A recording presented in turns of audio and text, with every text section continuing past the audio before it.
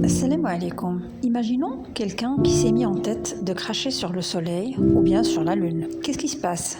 Son crachat se retourne évidemment sur son visage. Et c'est ce qui arrive à toute personne au fil de l'histoire qui a osé manquer de respect au prophète sallallahu alayhi wa sallam. Leur place est désormais dans le dépotoir des ordures de l'histoire et ils ne connaîtront la gloire ni ici-bas ni dans l'au-delà. Subhanallah, c'est impressionnant comment tous les musulmans, même les moins assidus, aiment et défendent avec ferveur leur prophète sallallahu alayhi wa sallam. Mais il y a un point important à souligner à ce propos. Un non-musulman qui ne croit pas au prophète sallallahu alayhi wa sallam et qui lui porte atteinte, est-il plus coupable que certains musulmans qui disent aimer leur prophète, mais dont les actions et les comportements prouvent le contraire?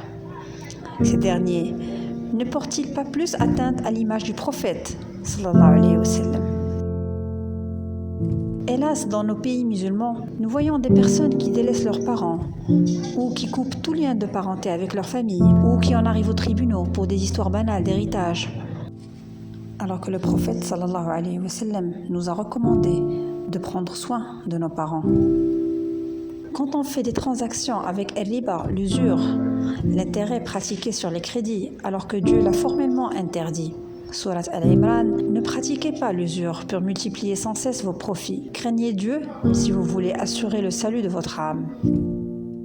Des parents qui délaissent l'éducation de leurs enfants ou qui ne subviennent pas à leurs besoins, alors que le prophète sallallahu alayhi wa sallam nous a recommandé d'assumer notre responsabilité envers nos enfants et leur montrer le droit chemin. D'autres parlent avec leurs enfants en langue étrangère, dans leur propre foyer et dans un pays arabe. Comment voulons-nous que ces enfants lisent le Coran et prennent connaissance de leur religion dans ces conditions? Celui qui maltraite sa femme et lui cause des troubles physiques ou psychiques, a-t-il respecté le statut du prophète sallallahu alayhi wa sallam qui a dit « Rifqan bil qawarir » soyez doux avec les femmes? Ceux qui trichent dans leur travail, qu'ils soient avocats ou responsables corrompus, médecins, enseignants ou architectes malhonnêtes, n'ont-ils pas porté atteinte au statut du prophète sallallahu alayhi wa sallam qui a dit « Quiconque nous trompe n'est pas des nôtres ». Ceux qui portent atteinte à leurs voisins, ont-ils respecté les paroles de leur prophète sallallahu alayhi wa sallam qui a dit « Jibril n'a cessé de me recommander le voisin au point où j'ai cru qu'il allait avoir une part dans l'héritage ». Nous constatons que nos pays sont essentiellement des pays de consommation non productifs à cause de la paresse, d'une mauvaise gestion de temps, un manque de discipline, alors que l'islam est une religion de discipline. La prière d'Al-Fajr s'accomplit à l'aube et non après Shuruq. Le jeûne s'effectue durant le mois de Ramadan, non durant Shawwal. C'est une religion qui enseigne le travail et la persévérance.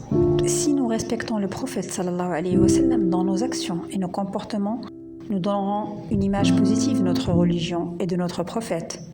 Oui, il ne suffit pas de proclamer aimer le prophète sallallahu alayhi wa sallam à travers des paroles ou des chansons, mais aussi et surtout dans nos actions et nos comportements quotidiens. وصلى الله وسلم على سيدنا محمد وعلى آله وصحبه أجمعين.